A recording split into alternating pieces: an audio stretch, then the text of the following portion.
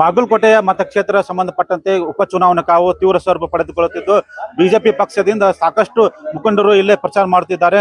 ಬನ್ನಿ ಈಗ ನಮ್ಮೊಂದಿಗೆ ಏನು ಮಾಜಿ ಡಿಸಿಎಂ ಹಾಗೂ ಚಿತ್ರದುರ್ಗದ ಸಂಸದರಾಗಿರುವಂತಹ ಗೋವಿಂದ ಕಾರಜೋಳ ಅವರಿದ್ದಾರೆ. ಅವರು ಯಾವ ತರ ಒಂದು ಪ್ರಚಾರ ಮಾಡ್ತಿದ್ದಾರೆ, ಬಿಜೆಪಿ ಅಭ್ಯರ್ಥಿಯನ್ನು ಗೆಲ್ಲಿಸುವುದು ಏನೆಲ್ಲ ಒಂದು ರಣತಂತ್ರ ಮಾಡ್ತಾ ಇದ್ದಾರೆ ಅಂತ ಕೇಳೋಣ. ಸರ್ ನಮಸ್ಕಾರ.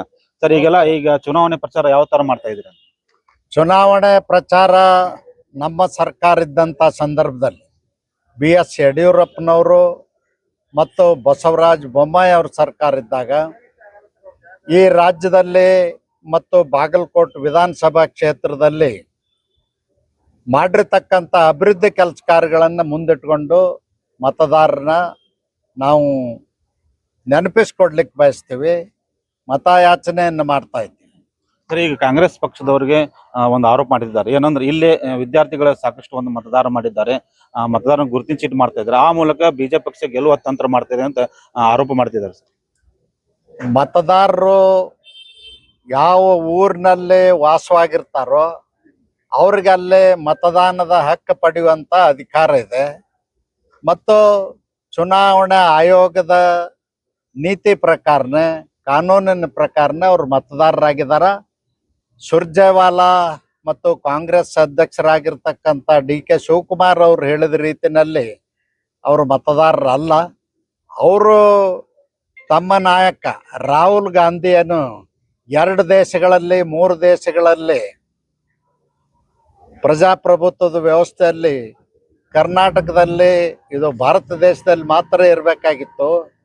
ಆದರೆ ಅವರು ಬೇರೆ ದೇಶದ ಪೌರತ್ವವನ್ನು ಹೊಂದಿದ್ದರಿಂದ ಅವ್ರದೇ ಇವತ್ತು ಕೇಸ್ ನಡೀತಾ ಇದೆ ಅಲಹಾಬಾದ್ ಹೈಕೋರ್ಟ್ನಲ್ಲಿ. ಅದಕ್ಕೆ ಬಹುಶಃ ನನಗನ್ನಿಸ್ತದ ಅದನ್ನು ನೆನಪು ಮಾಡ್ಕೊಂಡಿರ್ಬೇಕು ಅವರು. ಸುರ್ಜೇವಾಲಾ ಅವರು ಮತ್ತು DK ಶಿವಕುಮಾರ್ ಅವರು ನಮ್ಮ ವಿದ್ಯಾರ್ಥಿಗಳೇನಿದ್ದಾರ ಅವರು ಯಾವುದೇ ಕಾನೂನಿಗೆ ವಿರುದ್ಧವಾಗಿ ಇಲ್ಲಿ ಮತದಾರರಾಗಿಲ್ಲ.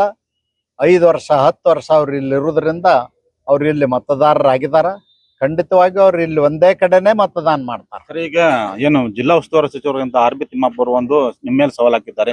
ಕೃಷ್ಣ ಯೋಜನೆ ಸಂಬಂಧಪಟ್ಟಂಗೆ ನಾವು ಸಾಕಷ್ಟು ಮಾಡಿದ್ದೇವೆ, ಬೇಕಾದ್ರೆ ಬಹಿರಂಗವಾಗಿ ಸವಾಲಿಗೆ ಬರ್ರಿ ಅಂತಾರೆ. ಅದಕ್ಕೆ ನೀವು ಏನು? ನಿನ್ನೆ ಹೇಳಿನಲ್ಲ, ಇವತ್ತೆಲ್ಲ ಪೇಪರ್ನಾಗ ಬಂದ್ಬಿಟ್ಟದ ಬಹಿರಂಗ ಸವಾಲಕ್ಕ.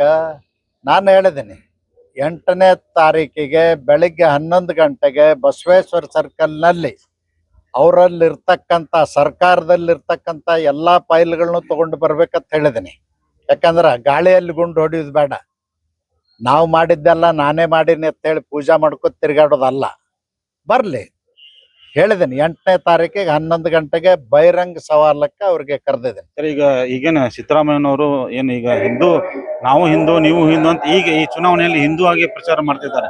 ಅದಕ್ಕೆ ನೀವು ಏನು ಹೇಳ್ತೀರಿ? ನೋಡಿ, ಯಾವುದೇ ಒಬ್ಬ ವ್ಯಕ್ತಿ ಈ ದೇಶದ ಪ್ರಜೆ ಆಗಿರ್ತಕ್ಕಂಥವ್ರು ಅವ್ರು ಯಾವುದೇ ಜಾತಿಯಲ್ಲಿ ಹುಟ್ಟಿರ್ಬಹುದು, ಯಾವುದೇ ಧರ್ಮದಲ್ಲಿ ಹುಟ್ಟಿರ್ಬಹುದು, ಅವರು ಧರ್ಮಾಂತರ ಆಗುವವರೆಗೂ ಅವ್ರಿಗೆ ಅವ್ರೇನು ಮೂಲ ಜಾತಿಯೊಳಗೆ ಹುಟ್ಟಿರ್ತಾರ ಅದೇ ಇರ್ತದ, ಅದೇ ಧರ್ಮ ಇರ್ತದ. ಅವರು ನಾವು ಹಿಂದೂಗಳಂತ ಹೇಳಿದ್ರ ವೋಟ್ ಬ್ಯಾಂಕಿಗಾಗಿ ಹೇಳ್ತಾ ಇದ್ರ ಅದನ್ನ ನಾವು ನಂಬುವಂಗಿಲ್ಲ. ಸರಿ, ಏನು ಅಂದ್ರೆ ಸಿದ್ದರಾಮಯ್ಯನವರು ಪ್ರಚಾರ ಮಾಡುವ ಸಂದರ್ಭದಲ್ಲಿ ಹಿಂದೂ ಜೊತೆಗೆ ಇಲ್ಲಿ ಬಂದು ಸಾಕಷ್ಟು ಒಂದು ಕಾರ್ಯತಂತ್ರ ಮಾಡ್ತಿದ್ದಾರೆ. ಈ ಅಧಿಕಾರ ಮತ್ತು ಹಣದ ದುರುಪಯೋಗ ಆಗುತ್ತೆ ಅಂತ ಅನಿಸ್ತಾ ಇದೆ. ಈಗಾಗಲೇ ಸರ್ಕಾರಿ ಅಧಿಕಾರಿಗಳನ್ನ ಉಪಯೋಗ ಮಾಡಿಕೊಂಡು ಚುನಾವಣೆ ಪ್ರಚಾರ ಮಾಡ್ತಾ ಇದ್ದಾರೆ. ಆಶಾ ಮತ್ತು ಅಂಗನವಾಡಿ ಕಾರ್ಯಕರ್ತರನ್ನ ಮನೆ ಮನೆಗೆ ಕಳಿಸಿ ನೀವು ಕಾಂಗ್ರೆಸ್ಗೆ ಓಟ್ ಹಾಕದೇ ಇದ್ರೆ 5 ಗ್ಯಾರಂಟಿಗಳು ರದ್ದು ಆಗ್ತಾವ, ನಿಮಗೆ ಹಣ ಬರುದಿಲ್ಲ ಅಂತೇಳಿ ಮತದಾರನ ಬಡವ್ರನ್ನ ಬೆದರಿಸುವಂತ ಪ್ರಯತ್ನ ಮಾಡ್ತಾ ಇದ್ದಾರೆ. ಇದನ್ನ ನಾನು ಖಂಡಿಸ್ತೇನೆ. ಸರ್, ಈಗ ಅವ್ರು ಇನ್ನೊಂದು ಆರೋಪ ಮಾಡ್ತಾ ಇದ್ದಾರೆ ಕಾಂಗ್ರೆಸ್ ಅವರು, ಏನು ಬಿಜೆಪಿ ಅವರು ಸೋಲಿನ ಏನು ಸ್ಥಿತಿಯಿಂದಾಗಿ ಯತ್ನಾಳ್ ಅವರಿಗೆ ಉಚ್ಚಾಟನೆ ಮಾಡಿ ಅಂತ ಯತ್ನಾಳ್ ಅವ್ರಿಗೆ ಕರೆಸಿ ಪ್ರಚಾರ ಮಾಡ್ತಿದ್ದಾರೆ. ಇಂಥವೆಲ್ಲ ತಂತ್ರ ಮಾಡೋದು ಎಷ್ಟು ಸರಿ ಅಂತ ಹೇಳಿ ನೋಡಿ, ಸೋಲಿನ ಭೀತಿ ಸಿದ್ದರಾಮಯ್ಯನವ್ರಿಗೆ ಕಾಡ್ತಾ ಇದೆ. 4ನೇ ಸಾರಿ ಬರ್ತಾ ಇದ್ದಾರೆ ಚುನಾವಣೆ ಡಿಕ್ಲೇರ್ ಆದ್ಮೇಲೆ. 4 ಸಲ ಬಂದು ಪ್ರಚಾರ ಮಾಡುವಂತ ಅವಶ್ಯಕತೆ ಇಲ್ಲ. ಒಬ್ಬ ಮುಖ್ಯಮಂತ್ರಿ ರಾಜ್ಯದಲ್ಲಿ 3 ವರ್ಷ ಹಿಂದೆ 5 ವರ್ಷ 8 ವರ್ಷ ಆಡಳಿತ ಮಾಡಿ ಅವ್ರ ಆಡಳಿತದಲ್ಲಿ ಮಾಡಿದಂಥ ಸಾಧನೆಯನ್ನ ನೋಡಿ ಅವ್ರ ಆಡಳಿತವನ್ನು ಮೆಚ್ಚಿ ಜನ ಓಟ್ ಹಾಕೋ ರೀತಿಯಲ್ಲಿ ಆಡಳಿತ ಮಾಡಬೇಕಾಗಿತ್ತು. ಅದರ ದುರಾಡಳಿತ ಮಾಡಿದ್ರಿಂದ, ಭ್ರಷ್ಟಾಚಾರ ಮಾಡಿದ್ರಿಂದ ಸಿದ್ದರಾಮಯ್ಯನವರು ಹೆದರ್ಕೊಂಡು 5 ಬಾರಿ ಬಂದಿದಾರ. ಇನ್ನೂ ಮತ್ತೊಂದ್ಸರಿ 6ನೇ ತಾರೀಕಿಗೆ ಬರ್ತೀನಿ ಅಂತ ಹೇಳಿದಾರಂತ. ಯಾರಿಗೆ ಸೋಲಿನ ಭೀತಿ ಅದ? ಸಿದ್ದರಾಮಯ್ಯರಿಗೆ ಅದ, ನಮಗಿಲ್ಲ. ಇದರೆಲ್ಲ ಮಧ್ಯೆ ಬಿಜೆಪಿ ಅಭ್ಯರ್ಥಿ ಎಷ್ಟು ಮತಗಳ ಅಂತರಗಳಿಂದ ಗೆಲ್ಲಬಹುದು ಅಂತ ನಿಮ್ಗೆ ವಿಶ್ವಾಸ ಇದೆ? ನನಗ ಇವತ್ತಿನ ಹಳ್ಳಿಗಳಲ್ಲೂ ಓಡಾಡಿದ್ದೀನಿ, ಸಿಟಿಗಳಲ್ಲೂ ಓಡಾಡಿದ್ದೀನಿ. ಜನರ ಉತ್ಸಾಹ ನೋಡಿದ್ರ, ಯುವಕರ ಉತ್ಸಾಹ ನೋಡಿದ್ರ ನಾವು 50,000 ಗೆಲ್ತೀವಿ. ಇದು ಏನು ಚಿತ್ರದುರ್ಗದ ಸಂಸದರಾಗಿರುವಂತ ಗೋವಿಂದ ಕಾರಜೋಳ ಅವರ ಅಭಿಪ್ರಾಯ.